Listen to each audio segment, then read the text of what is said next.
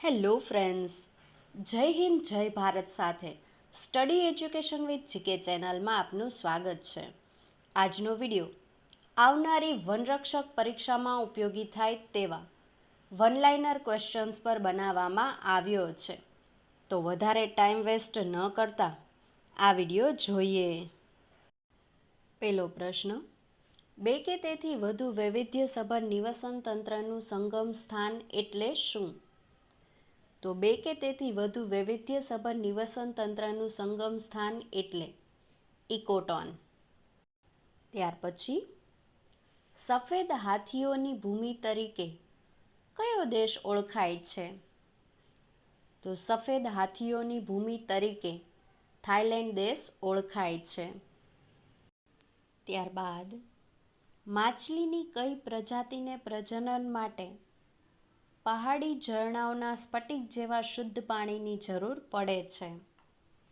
તો માછલીની મહાશેર પ્રજાતિને પ્રજનન માટે પહાડી ઝરણાઓના સ્ફટિક જેવા શુદ્ધ પાણીની જરૂર પડે છે. ત્યારબાદ, રામબાણમાં વાનસ્પતિક પ્રજનન શેના દ્વારા થાય છે? તો રામબાણમાં વાનસ્પતિક પ્રજનન પ્રકલિકા દ્વારા થાય છે. ત્યાર પછી, વન મહોત્સવ અંતર્ગત સાંસ્કૃતિક વન બનાવવાની શરૂઆત ગુજરાત સરકાર દ્વારા કયા વર્ષે કરવામાં આવી હતી? તો વન મહોત્સવ અંતર્ગત સાંસ્કૃતિક વન બનાવવાની શરૂઆત ગુજરાત સરકાર દ્વારા 2004ના વર્ષે કરવામાં આવી હતી. ત્યાર પછી, સલીમ અલીએ પક્ષીઓને ઈજાગ્રસ્ત કર્યા વિના પકડવાની કઈ પદ્ધતિ વિકસાવી હતી? તો સલીમ અલીએ પક્ષીઓને ઈજાગ્રસ્ત કર્યા વિના પકડવાની ડેક્કન વિધિ પદ્ધતિ વિકસાવી હતી. ત્યારબાદ, ગુજરાતમાં વન્યપ્રાણી સપ્તાહની ઉજવણી ક્યારે કરવામાં આવે છે? તો ગુજરાતમાં વન્યપ્રાણી સપ્તાહની ઉજવણી 1 થી 7 ઓક્ટોબરમાં કરવામાં આવે છે. ત્યાર પછી, બીજના અંકુરણ માટે કયા રંગનો પ્રકાશ મહત્વપૂર્ણ છે? તો બીજના અંકુરણ માટે લાલ રંગનો પ્રકાશ મહત્વપૂર્ણ છે. નેક્સ્ટ, સૌથી વધુ સ્થિર નિવસન તંત્ર કયું છે? તો સૌથી વધુ સ્થિર નિવસન તંત્ર સાગરીય છે. ત્યાર પછી, પર્યાવરણ ક્ષેત્રે સંશોધન બદલ ભારતીય લેખકોને કયો પુરસ્કાર એનાયત થાય છે? તો પર્યાવરણ ક્ષેત્રે સંશોધન બદલ ભારતીય લેખકોને મેદની પુરસ્કાર એનાયત થાય છે. ત્યારબાદ, લાળ ગ્રંથિ એ કયા ઉત્સેચકનો સ્ત્રાવ છે? તો લાળ ગ્રંથિ એ એમાઇલેઝ ઉત્સેચકનો સ્ત્રાવ છે. ત્યાર પછી, કોઈપણ નિવસન તંત્રમાં કયા પોષક સ્તરે વધુ ઉર્જાનો સંગ્રહ થાય છે? તો કોઈપણ નિવસન તંત્રમાં માંસાહારી પોષક સ્તરે વધુ ઉર્જાનો સંગ્રહ થાય છે. ત્યારબાદ, રેડક્રોસ સંસ્થાનું વડું મથક ક્યાં આવેલું છે? તો રેડક્રોસ સંસ્થાનું વડું મથક જીનીવામાં આવેલું છે. ત્યાર પછી, પર્યાવરણ શિક્ષણ કેન્દ્રનું મુખ્યાલય ક્યાં આવેલું છે? તો પર્યાવરણ શિક્ષણ કેન્દ્રનું મુખ્યાલય અમદાવાદમાં આવેલું છે. ત્યારબાદ, પર્યાવરણ ક્ષેત્રનો કયો પુરસ્કાર ગ્રીન ઓસ્કર તરીકે ઓળખવામાં આવે છે? તો પર્યાવરણ ક્ષેત્રનો વહાટલી પુરસ્કાર ગ્રીન ઓસ્કર તરીકે ઓળખવામાં આવે છે. મિત્રો, આવનારી ફોરેસ્ટ ગાર્ડ એટલે કે વનરક્ષક પરીક્ષામાં ઉપયોગી થાય તેવા old paper solution, model paper, સરીસૃપને લગતા વનલાઇનર ક્વેશ્ચન્સ, પ્રાણીઓને લગતા, પક્ષીઓને લગતા વિડીયોઝ બનાવેલા છે, જેના પ્લેલિસ્ટની લિંક ડિસ્ક્રિપ્શન બોક્સમાં આપેલી છે, જે આવનારી પરીક્ષામાં ખૂબ ઉપયોગી થાય તેવી છે. તો તે લિંક પર ક્લિક કરી તમે તે બધા વિડીયો જોઈ શકો છો.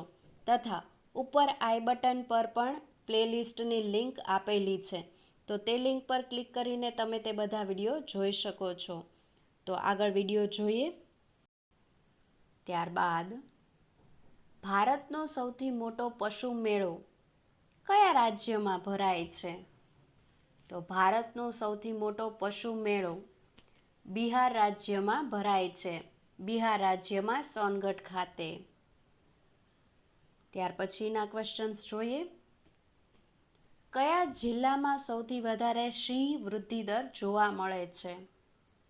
તો અમરેલી જિલ્લામાં સૌથી વધારે સિંહ વૃદ્ધિ દર જોવા મળે છે.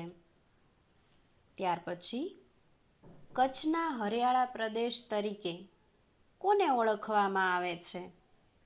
તો કચ્છના હરિયાળા પ્રદેશ તરીકે મુન્દ્રાને ઓળખવામાં આવે છે. ત્યારબાદ ભેંસની કઈ જાત ગુજરાતમાં સૌથી વધારે દૂધ આપવા માટે જાણીતી છે? તો ભેંસની બન્ની જાત ગુજરાતમાં સૌથી વધારે દૂધ આપવા માટે જાણીતી છે. ત્યાર પછી ભારતનો એકમાત્ર ડાયનોસોરનો પ્રતિમાવાળો પાર્ક ક્યાં આવેલો છે? તો ભારતનો એકમાત્ર ડાયનોસોરનો પ્રતિમાવાળો પાર્ક ગાંધીનગરમાં આવેલો છે. ત્યારબાદ ગુજરાતમાં બસ્ટર્ડ કુળના કેટલા પક્ષીઓ જોવા મળે છે? તો ગુજરાતમાં બસ્ટર્ડ કુળના 3 પક્ષીઓ જોવા મળે છે.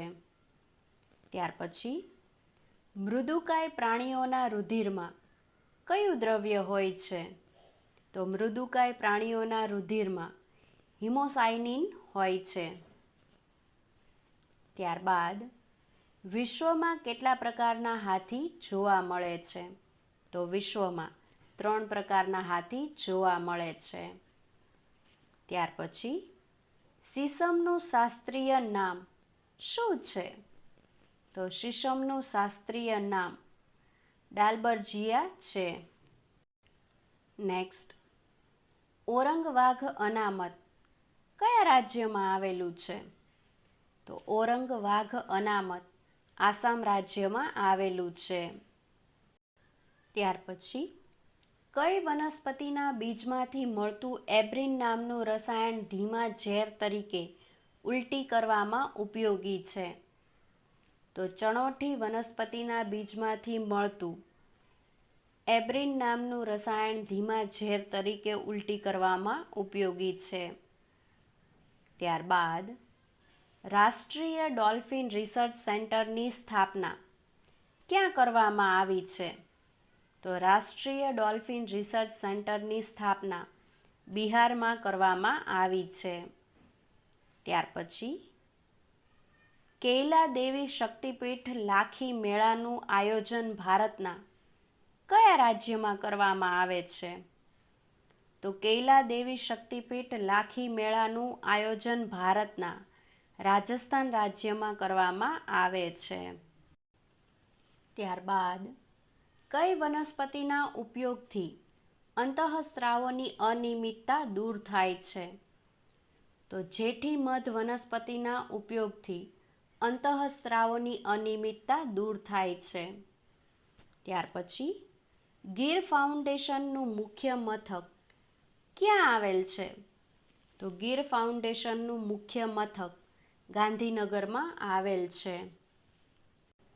હેલો ફ્રેન્ડ્સ, જો તમને આ વિડીયો ગમ્યો હોય તો લાઈક, શેર અને કમેન્ટ જરૂરથી કરજો. અને હા ફ્રેન્ડ્સ, સબસ્ક્રાઈબ કરવાનું ભૂલતા નહીં. સાથે સાથે બાજુમાં આવેલા બેલ આઇકનને જરૂરથી પ્રેસ કરજો, જેથી કરીને નવા આવનારા વિડીયોની નોટિફિકેશન મળતી રહે. Thank you.